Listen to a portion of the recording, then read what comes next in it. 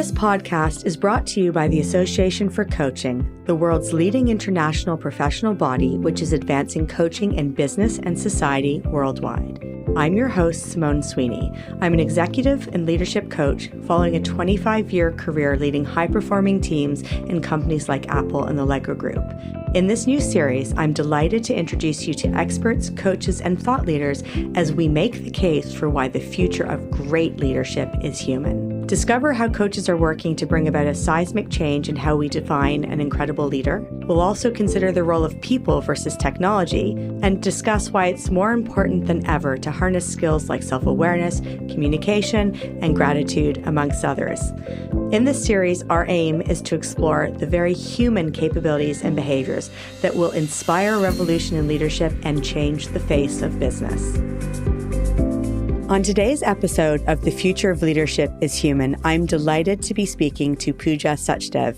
We're going to be talking about a subject that really should be at the heart of all leadership, and that is diversity, equity, and inclusion. Welcome, Pooja. It's so wonderful to have you today. Can you introduce yourself to the audience, please? Yeah, absolutely. Thank you so much, Simone. It's a pleasure to be here. So I'm Pooja Sachdev. I'm a coach, consultant, occupational psychologist. I run a small business that's called Rewire Consulting. My background is in psychology. I've always been, actually, so I was thinking about this yesterday because my daughter is now 11, and that was when my interest in people, I think, first started.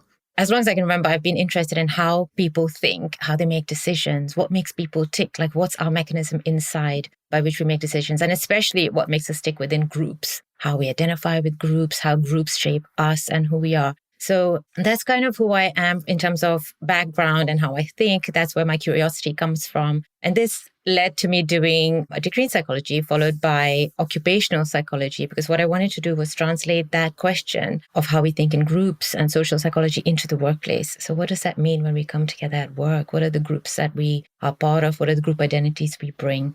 So that is my work. Fantastic. So this is a topic that really should be foundational for anyone who's involved in any group setting. So let's start by exploring what leadership means to you. Yeah, let's start with a really small question. Yeah, exactly. Just a little one. So to me, leadership is the art of facilitating, motivating, and aligning others towards a desired goal.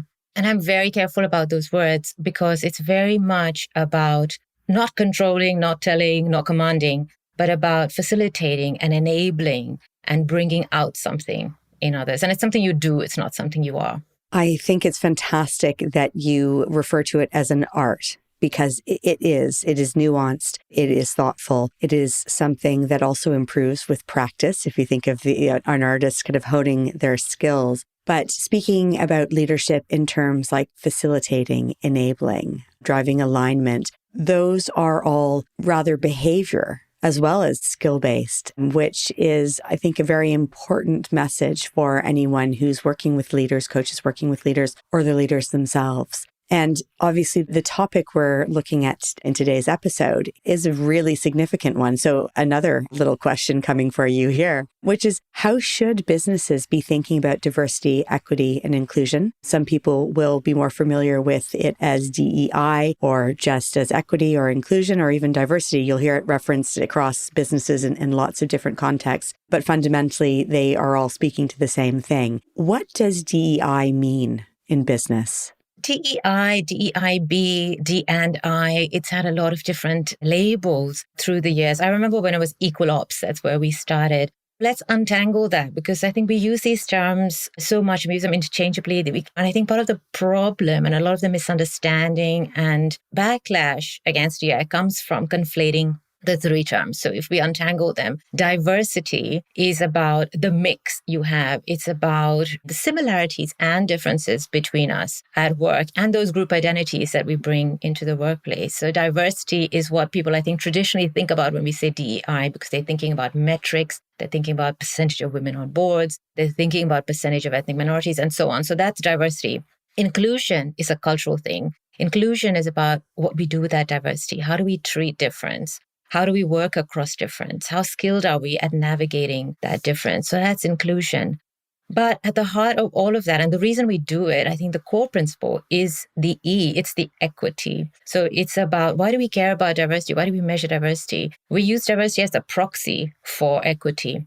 So in an ideal world, if things were fair and equal, you would get diversity naturally. It would fall out because decision-making would be objective. And so in a group of people you selected for a task, you would naturally get 50% women, but it doesn't happen. And so we use diversity as a measure to kind of look at, are our processes fair and equal? Are our decisions as unbiased as they can be? And that's what it is about. So we're not measuring diversity for diversity's sake. We're measuring diversity because we're using it as an indicator of equity. That's, I think, quite important to understand. When organizations want to know what DEI is about, it's about fair process and it's about making our decisions as objective and unbiased as we can. We're human beings, system could be 100% unbiased, but as unbiased as we can be. I think that might be the clearest definition I have heard of any of them, and the kind of entire all-encompassing approach, as well as why it's important. And your reflection that naturally we should arrive at, for example, a balanced gender mix because our global population is pretty much a balanced gender mix, but we don't. And despite the efforts of many people driving awareness and change, and so many businesses at all levels, whether they be small businesses in a startup phase to the massive international corporations, there still is work to be done. However, that said, for many of the businesses and the groups and clients I've worked with, both as a coach and as a corporate employee, there does exist in some quarters a feeling that we've done enough. We've been focused on this. Everyone understands it. Everyone knows. And, it's coming up recently on the kind of the political agenda. We're not going to talk about that today, but there are definitely different ways of thinking right now in terms of gender and sexual orientation beliefs. And that is happening in the workplace as well. Is there still work to be done? Is the box ticked? I'm not sure that it is. No, it's really interesting because you go through these waves where you get pushback, right? I mean, I think about 10 years ago where McKinsey was talking about diversity fatigue because we talked a lot about it and then people said, enough is enough. We've done our work. We've done the training. We've ticked the box. We've got the legislation. But do we say we're done with ethics? We've done our little compliance training. We don't need to worry about business ethics anymore. It's as silly as saying that. Because when people push back on DEI and say, why do we need another training? Or why do we need to monitor this? Or why do we need this new policy or whatever? I think for me, I really want to push it back to people and say, the question is not why do we need it? The question is, if you accept that the core principle or the reason we do DEI is to ensure our decisions are fair and unbiased, and we want to take bias out of decisions so we make the best decisions that we can for each other, for the business, not just to do the right thing, but also for the good of the business, then why not? What's your argument for, no, actually, we want to keep our decisions a little bit biased. That's just how we like it. So what's the argument for? What's the hypothesis for actually the lack of DEI is good for business? So to me, it's as ridiculous a question as that. And I do get the pushback. I do get that people are feeling a little bit pushed in the corner, feeling maybe this is talked about quite a lot. But I think if we really break it down to what it's about, it's not something that any reasonable person could disagree with.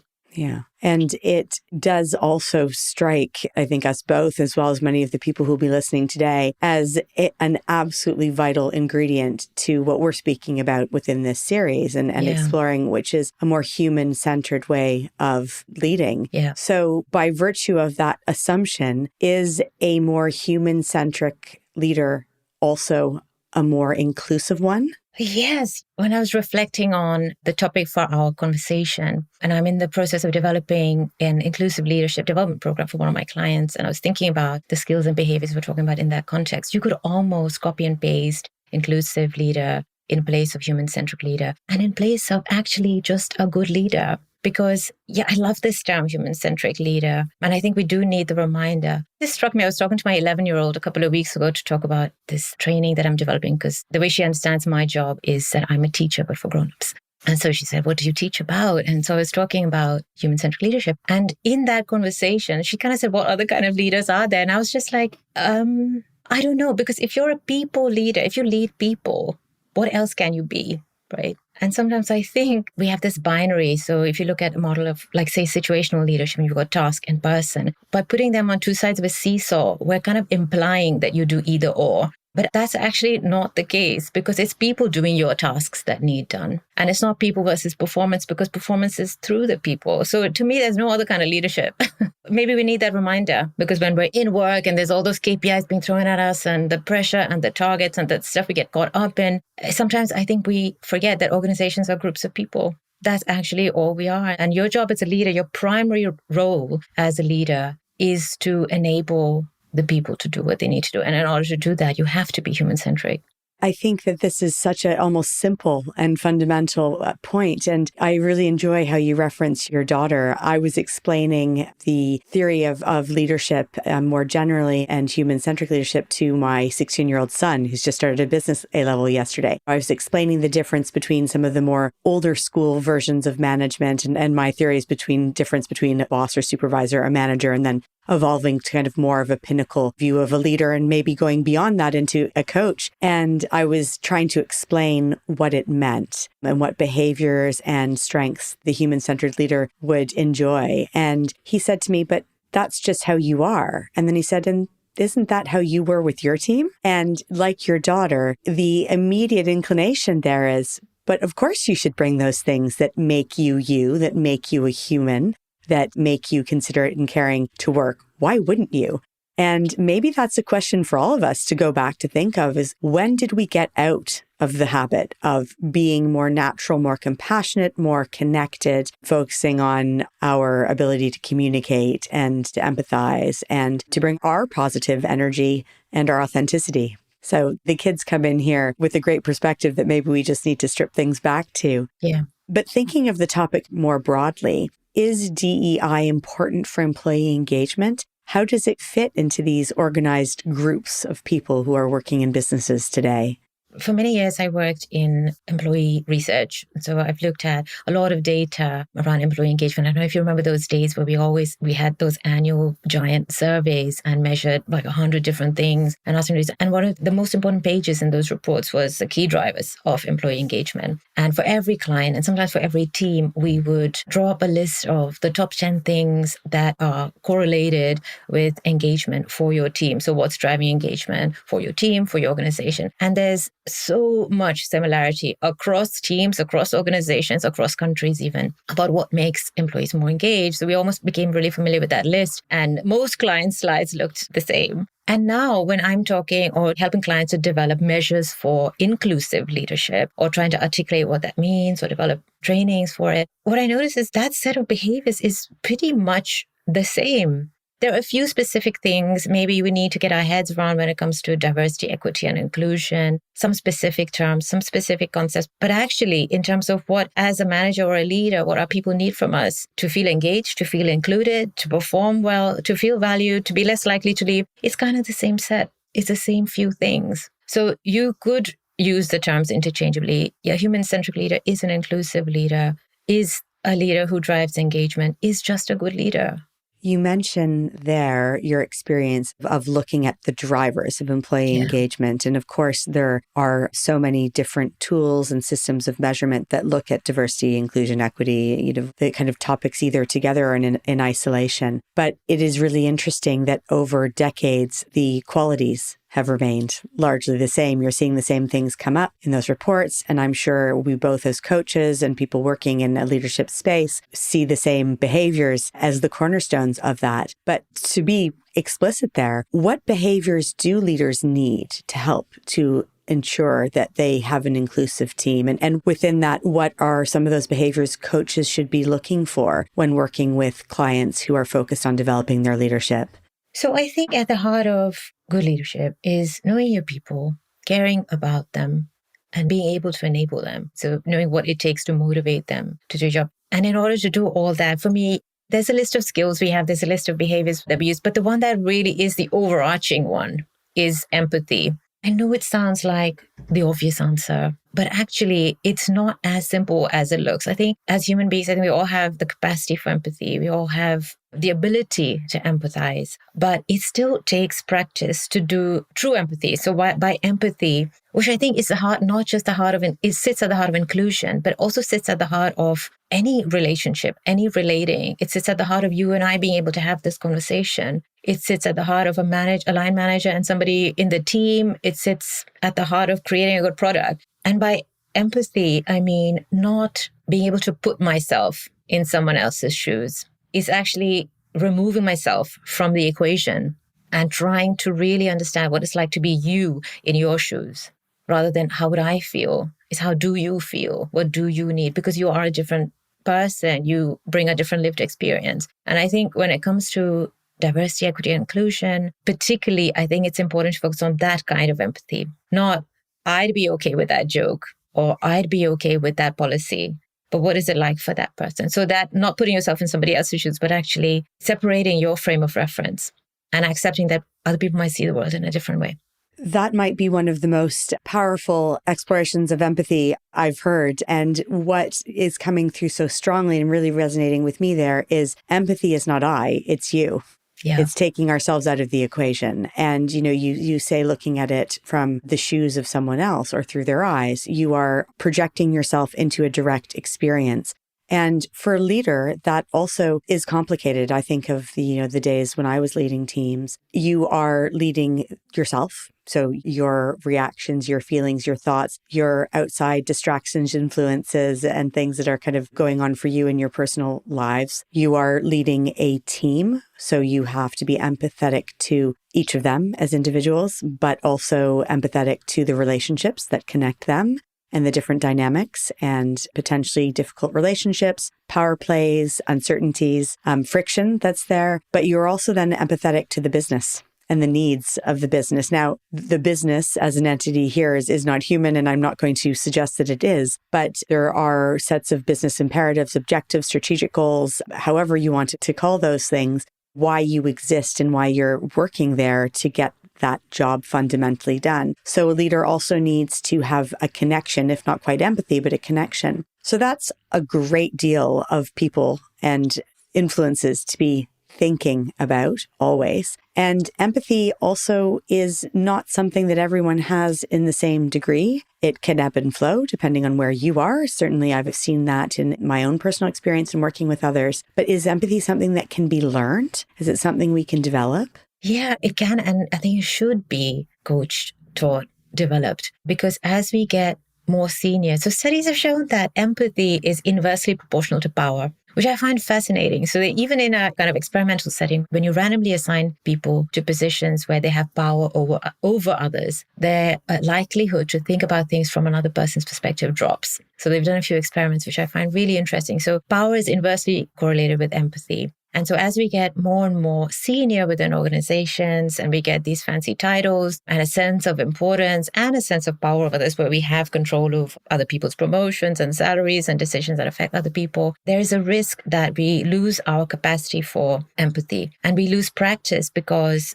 we're less likely to come across people who will disagree with us, who will challenge us. And so we can develop a false overconfidence in our view of the world. So actually, we do need that reminder. We do need that practice to keep that skill alive. And it is a practice skill. And it takes work. I think it's much easier said than done. And for example, when you're having a conversation, our natural tendency is to put ourselves or to think about things from our point of view and to do self-related or self-referenced interpretation of what somebody else is saying. As soon as you tell me a story about your son, I'm thinking, yeah, is that the same as my daughter? Or in my experience, we always relate it to ourselves. So it takes an extra cognitive effort to not do that and say, well, what is she telling me about her experience? So it does take work and practice. And I think we have to do it because otherwise there's a risk that you get to that point where you just don't see it anymore. You don't even see the lack anymore. And it definitely is, there's behaviors that sit behind empathy that can be taught. For example, active listening or empathic listening, lowering your defenses, even a simple thing like regulating yourself. When you have a strong emotion in response to what somebody said, just that taking a breath. Those simple little tips can help you ground yourself and be there and be able to listen and understand and learn better. The psychology of empathy and, within the context of emotional intelligence is something that is profoundly interesting as you dig in. And we're definitely exploring that in an episode on this series with Daniel Coleman talking about emotional intelligence. But empathy, as you suggest, and rightly, can be developed. And it does take a knock when we are dysregulated, if we upset, distracted.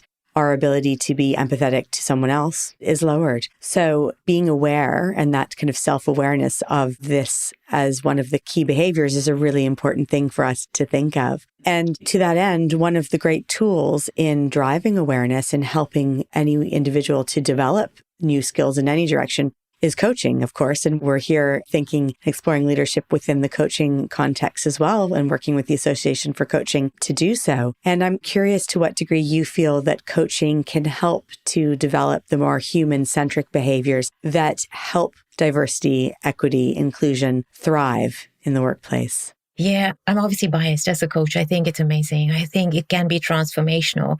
But it's also a privileged space to be able to explore. So we talk about self-awareness, and that's kind of key to that. Because unless I know in this conversation how much of this, let's say there's emotions in this conversation, how much of that is me, how much of that is you. And we're talking about empathy, removing yourself from you can't remove yourself if you don't know yourself. You don't know how much of this mess of this conversation is me. So it does start with self-awareness, and coaching is a fantastic tool to get there because it gives you space which is just about you. So you don't have to think about empathizing. You don't have to think about understanding somebody else. It can be all about you. And once you've got that grounding of knowing yourself, you see yourself so that you can see other people with that self-knowledge. And that is so much richer. So I think coaching provides that space. And I think particularly when it comes to diversity, equity, inclusion, there are a lot of things that people might feel they can't ask. And they're worried about offending, and they're worried about, why do I feel this way? Why do I think this way? When you're exploring your own biases, for example, things come up which you might want to deny and you might want to suppress, and that's not going to help anybody. So coaching gives space to explore and unpack those things in a safe setting.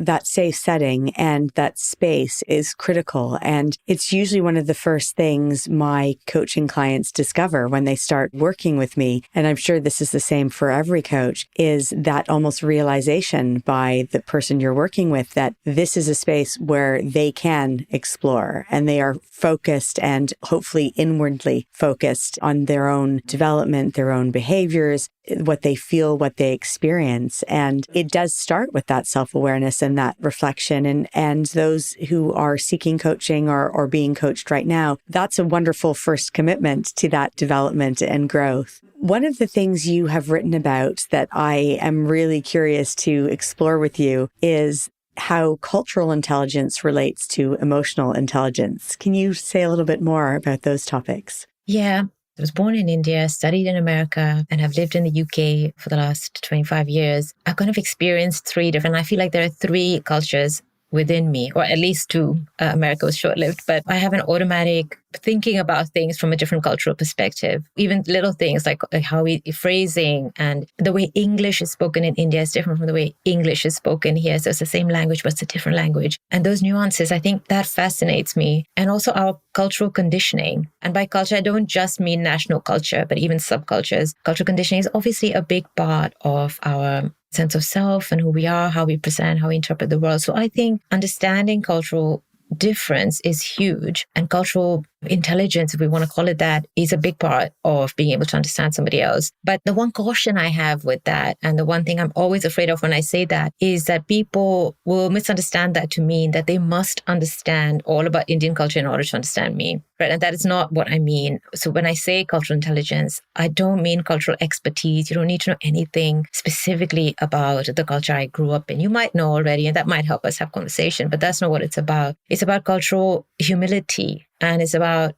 being aware that the way I see the world and my cultural conditioning may not be the same as somebody else's, and being able to step outside your own conditioning to see that from a different point of view. So I think when I say cultural intelligence, I probably mean cultural humility or cultural competence or something else, but not expertise, because we're never going to be experts in every single culture out there. That cultural humility is a lovely way of phrasing it. And if you think of the world that we work in today, it is incredibly multinational. There is so much more exposure and connection with other cultures, with other ideas, with other ways of thinking. I think the most profound leadership lessons I learned early on in my mid-20s, I started traveling and working in regional and global teams. And then I moved to Asia for a number of years. And having lived and worked in North America, in Europe and Asia, I learned very quickly, and I needed to learn, and with some quite hard lessons where I made some significant mistakes, that the way I think is the way I think. It's not how even those who grew up in the same context and next door to me, for example, in Canada, or my own sister, or the person I'm working with, or the new culture I'm experiencing is relating to things. And that we need that understanding, and coming at it from a place of openness and humility is a wonderful encouragement. So you speaking to that is, I think, a beautiful contribution there. But that those nuances and those experiences that every individual brings, whether it's down to their culture or to their work experience or to their personal passions and way of thinking, does create this incredible but very intricate tapestry that we're working within. And being aware, again, is the first point within that. And one of the things that comes from that, and as we move from kind of a more hard and fast, I guess, reading of something like inclusion about being race or culture or religion, there are so many dimensions of diversity inclusion, and that can take myriad forms. Are there lesser well-known inclusion aspects that in business we should be thinking about, or new themes that need attention appearing? Yeah, this is one of the things I always say especially when talking to new clients. I think there's kind of capital D diversity, which is usually about the key strands, which might even be legally protected. But there's kind of 5 or 6 key strands that we generally talk about, that we monitor. But actually, the ways in which we are similar or different from each other, there's millions of ways. Even I'm thinking about another Indian woman who's 46 years old like me, and grew up in Mumbai like me, I can find other ways. There might be religion, there might be ability, disability, physical appearance. There's so many other ways in which we're different. And so even somebody you think is very similar to you from the same in-group as you might be different from you in an important way. And somebody who you think is completely different from you or comes from a completely different culture background, right? You might have something really in common with them. So for me, diversity is, like you said, it's multifaceted and it's richer than that. And that's what makes us unique. That's the beauty of it, right? That's what we bring our humanity, which is our unique selves, which is a confluence of all those differences and similarities into work or into our relationships. In terms of themes that organizations are looking at, I think we're talking more and more about hidden aspects of difference or diversity.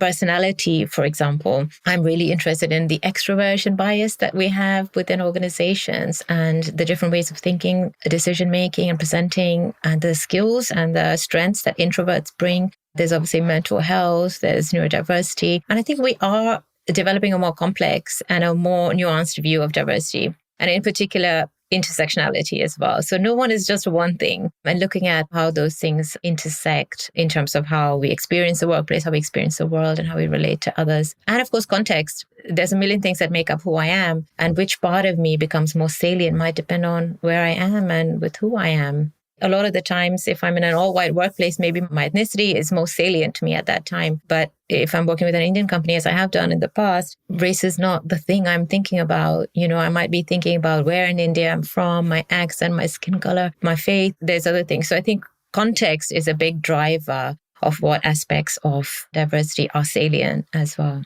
And that takes us straight back to what we're speaking to, is that human centricity, where you are establishing relationships, you have open communication, you're curious, you're speaking and connecting with others, you're creating an empathetic, open dialogue as a leader with your team. It's through those exchanges born of that more human way of leading, where you get to understand someone's culture better, where you get to understand someone's intersectionality better, where you get to understand someone's way of thinking better. So that really does underpin so much of it. One of the things that I was speaking about quite a lot with my team and thinking about, before I left the kind of corporate space and started working on the coaching side, was the diversity of thought and experience that make a great team. How important is just having different ways of thinking? It's crucial, right? And I think when we talk about the benefits of diversity beyond the moral, the right thing to do, one of the things we talk about, or the theme, is better decision making, because you get different perspectives, you get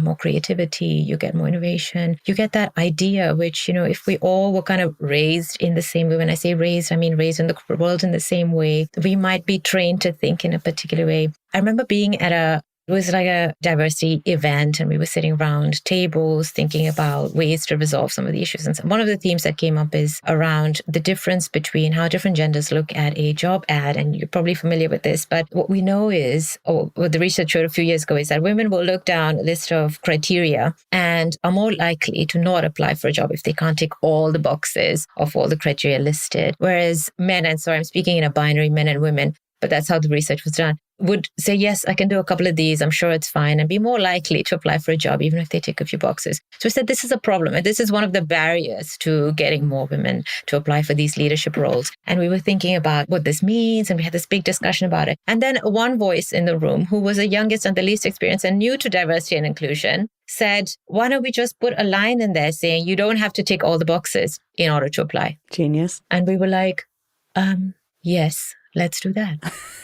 And it was just the brightest, simplest, clearest idea that came out of somebody who had no experience of diversity and inclusion, or probably writing a job ad, the youngest person in the room. And I thought, that's fantastic, isn't it? And it's such a simple idea. But, I think it's being open to people coming from different places, and not just certain colleges and certain ways of thinking or certain accents. And I think that's what just broadens what we can do in the room. That example that you've just given is brilliant and a good reflection for us all to take away. But it plays in really well to one of the other questions that in preparation for this series, I spoke to over 100 people, coaches, leaders, people working in large teams. And one of the topics that came up multiple times, and I dug into it with a friend over some drinks on a weekend away, he said one of the things he's struggling with as a managing director of a scale-up tech firm is the difference between multi-generational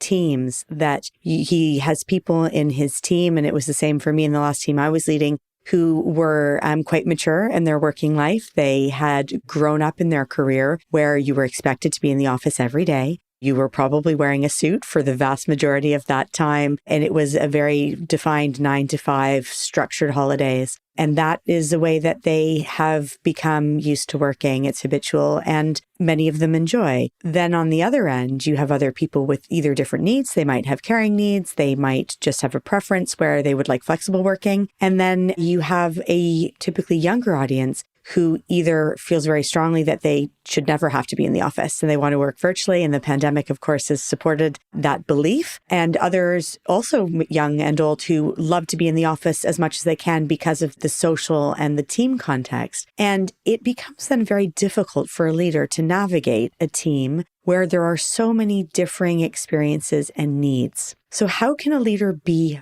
balanced? If they can't serve everyone, how at least can they be inclusive?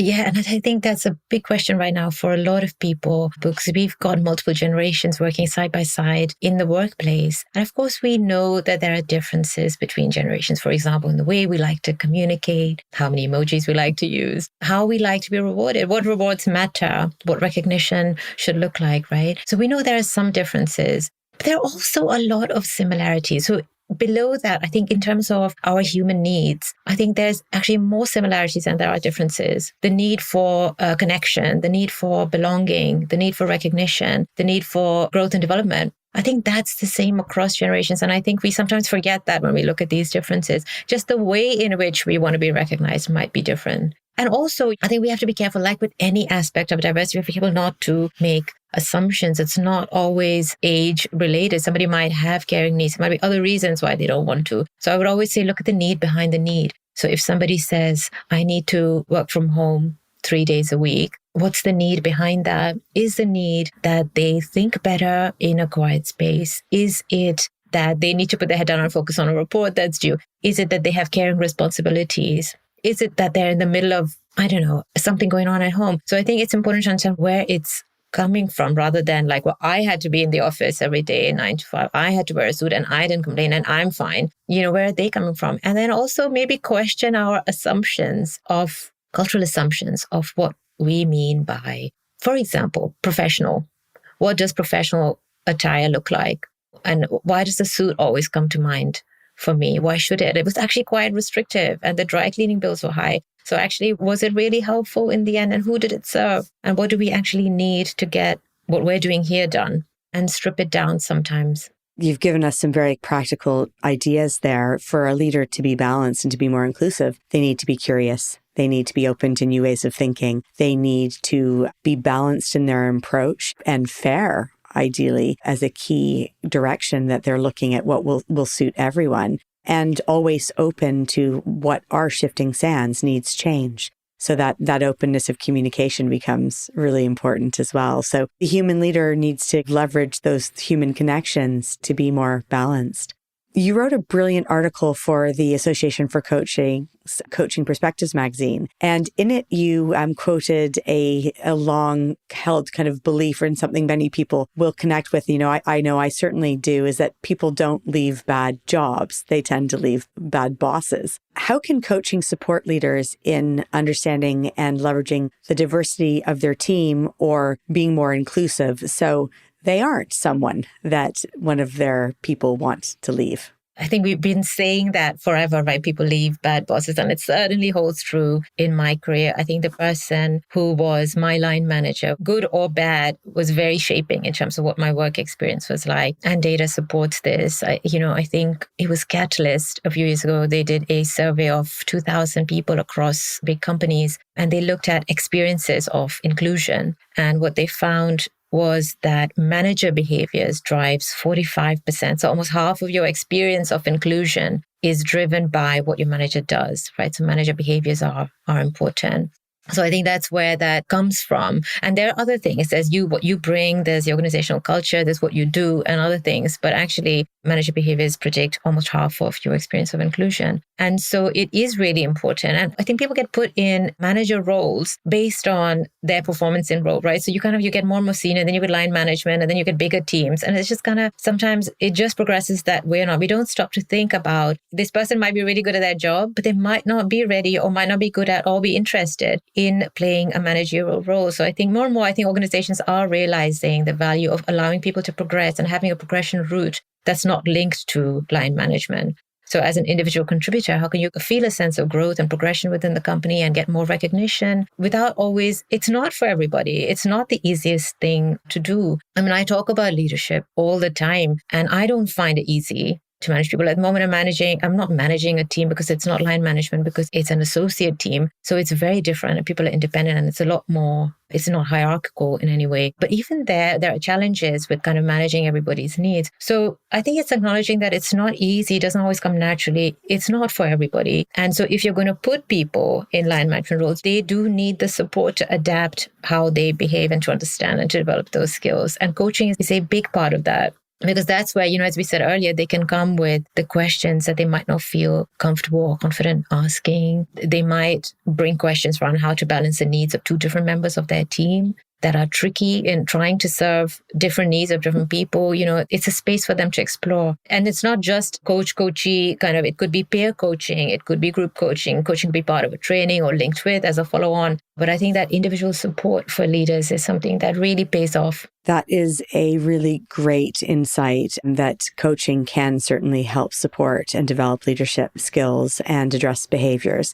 And it is important what you're saying. And we explore this also with Rachel Hanley-Brown in her episode, that leadership isn't for everyone. And it maybe isn't for everyone throughout their career. There are different kind of concepts and contexts where there's going to be greater or lesser success. And we should be open to those. I'm going to ask you one that might be a tricky question, but certainly something that I have faced. And I can imagine that many of our audience, both coach and leader, will have experienced at some point or seen, if not directly experienced. And that's what to do when your leader is demonstrating bad behavior, is not being inclusive, is acting in a way that is ethically concerning or is damaging. What options are there for the team member working under them when the context or the behavior isn't being noted or acted upon by the individual or the structure around them? Yeah, and that's difficult because I think even in the most so-called flat organizations, I think between line manager and team, there's a power issue there. So what options do you have, right? And the way we would counter that is preempt it and have kind of team agreements, contracts, values you can fall back on, and routes for when something is really worth raising. But that is one of the problems we have is power and hierarchy within organizations. The way we've kind of structured organizations is extractive, transactional. I think it kind of goes against almost the principles of inclusion. There's a lot of writing around how these structures are actually not built to support equity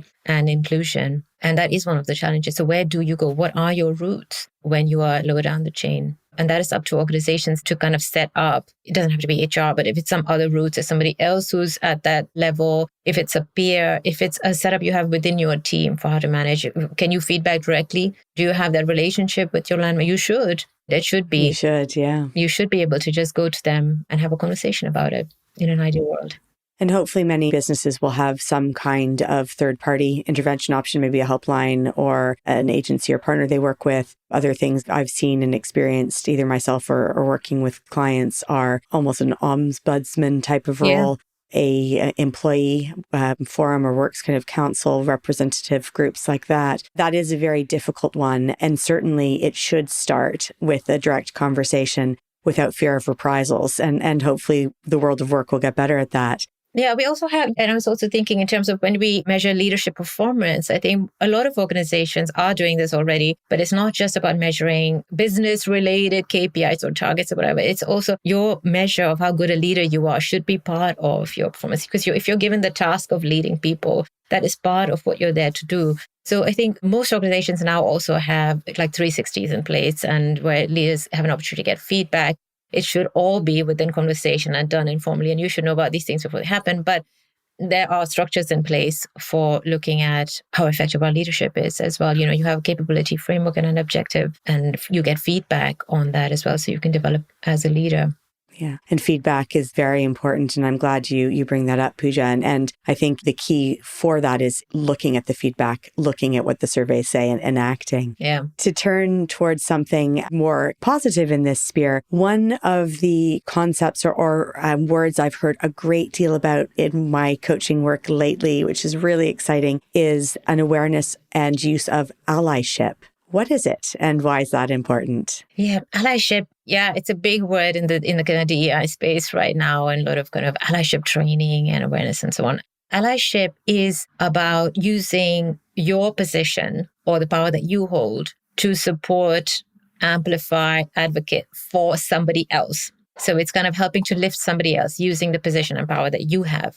And that's important because we don't always have the same level of power in the workplace, whether that's related to our job titles, related to what we look like, our age, or any of the other characteristics, where we come from. It could be majority minority. It could be that you're the only one in the room. But for whatever reason, where you have less power, we all have more power in some situations and less power in other situations. And allyship is about helping to lift others. And it sounds like a really big thing, like to be an ally. Do I have to have a badge of some kind? Do I have to change the background in my profile on LinkedIn or something, call myself an ally? But it's actually not. Like for me, allyship is about the small stuff. And that's almost more important. Like I don't want you to wave a banner around. And actually, please don't call yourself an ally. It's for other people to decide whether they see you as an ally or not. It's not for you to self-label. But for me, it's about small acts of everyday inclusion that can make or break someone's day. So, we talk a lot about microaggressions and the negative impact of these tiny acts, subtle acts of exclusion. That's what microaggressions are. So they're subtle things like who we tend to nod at, listen to, give more weight to, cut off in meetings, invite to meetings, and so on. So for me, allyship can't just be micro-affirmations. It could be the opposite of that. It could be invite somebody to a meeting who will have something contribute but hasn't been invited for whatever reason. They've been excluded, whether they're too junior or too young, too new, to whatever. So invite somebody into a meeting, or if somebody hasn't spoken around the table, invite them to contribute their voice. Credit somebody. So if you feel like somebody made a really good point and they got passed over and no one noticed, bring it back to that person's point and name them and say, Simone had a really good point earlier, or building on Simone's point, and name people so that they get that recognition that, they might not, but they might have been overlooked. So for me, the kind of allyship I want to see more of in organizations is people doing those small things that can really make a difference. Crediting somebody behind their back, sponsoring somebody even when they didn't ask to be sponsored because they're good and they're under-recognized or they're undervalued, to helping to lift people up. everyday acts. Great. Those everyday acts are also fantastic examples of human-centric leadership behavior. It's about recognition. It's about gratitude. It's about humility as well. So those are fantastic tips for us. And I'm thinking about how coaches can help support leaders. Should we all have a toolkit that helps us support our clients in establishing good DEI practices and/or helping to reflect on leadership practices that a leader is exercising every day? Back to the kind of micro affirmations being better than the microaggressions. What can coaches do to get this more firmly in people's regular lexicon of leadership? Yeah. But if you'd like to commission me to develop a toolkit for you. No, I get asked this all the time. I think toolkits when it comes to do's and don'ts, especially with diversity, equity, and inclusion. I think I have been asked so many times to kind of a guide, to what we can and can't say and what 10 things we want managers to not do. Going back to what we said at the beginning, it's an art, not a science, and it is about human beings. So there isn't a definitive list of do's and don'ts. We can make one, but it needs to be an organic thing that evolves as context evolves. And as soon as your team changes, there might be new things in there that you need to think about. So I think the way we can equip managers is not so much of a list of rules, but the list of principles behind that, and I think the principles being empathy and inclusion and curiosity. Satya Nadella famously said, don't be a know-it-all, be a learn-it-all. And I think that does so much, just that in itself, moving from a stance of ego and trying to have all the answers and being the leader to somebody who's curious and is there to learn and is willing to get out of the way. We need to kind of develop those skills rather than provide a list of do's and don'ts. Okay, fantastic. So start with the principles and really embed it into everything you do. So maybe this is an unfair or even redundant question is there one simple thing that people listening today, whether they're a leader or a coach who's working with leaders, could do to be more inclusive, more mindful of DEI? Yeah, I'll give you two. Great. The first one is unusual suspects. It's a challenge I often give my clients and people I work with is when you have a tricky question at work, when there's something you're struggling with, who are the people you would just default? Who's on your speed? I say speed dial, we don't have speed dial anymore. But who's your first protocol? Who's your friend at work? And who are your closest 5 people that would be on your most dialed list? Why don't you ask somebody else outside that list? Who's missing from there? Whose perspective don't you have in the decisions? Or what kind of perspective? So unusual suspects is a good one. I'm not saying don't go to your usual suspects, but get a fresh perspective. Go to somebody you haven't even spoken to before or you wouldn't really ask. And if you're brave enough, ask somebody who you think would probably disagree with you. Yes. The alternate dissenting opinion is often the most thought-provoking. Awesome. Great. And the second one? Yeah. And my second tip is if you're the senior most person in a room and you're debating or talking about pros and cons or trying to come to a decision, as a senior most person, speak last. Because when you go first, you don't realize the power you have in shaping groupthink. And you will miss out. And there are things you will not hear if you give your opinion first. Fantastic. And do you have a pearl of wisdom for leaders who might be grappling with this topic? Pearl of wisdom sounds so grand, doesn't it? You've just given us 2 great ones. So this is your opportunity for number 3, maybe. Number 3. Well, I'll tell you one that's really helped me. And that is you don't have to have all the answers. You're a leader. You're a leader now. You're leading now. Somebody else might be leading. Leadership is something you do. It's not a label you carry for life. So allow other people space to lead. And I actually find that it makes me exhale. It's liberating, actually. I don't have to have all the answers because hopefully you're working with people you've hired because they bring amazing talent and experience in the room. So let them do their thing and let them shine. And if you don't trust other people to do that, you probably have hired the wrong people. So let other people come up with answers when you don't have them. Fantastic. I think that's a really good thing to kind of keep to heart, to take some of the pressure off and allows us for all the, the human conditions and challenges that sometimes do lead to failure or to difficult times. Yeah. This has been such an interesting, enlightening and thought-provoking conversation, Pooja. Thank you so much. Where can people go to learn more about the work you do or to get in touch? I'm on LinkedIn, so you can always find me there. And my website is rewireconsulting.com. Great. Well, thank you so much for spending the time with me today, exploring this really important topic and how human-centric leadership really must be grounded in inclusivity. Thanks, Simone. Thanks so much. I've really enjoyed our conversation. So thanks for having me. Thank you for listening to another podcast by the Association for Coaching. For over 20 years, our purpose has been to inspire and champion coaching excellence, advance the coaching profession, and make a sustainable difference to individuals, organizations, and society. To find out more about the AC and our member benefits, follow us on LinkedIn or visit our webpage at associationforcoaching.com.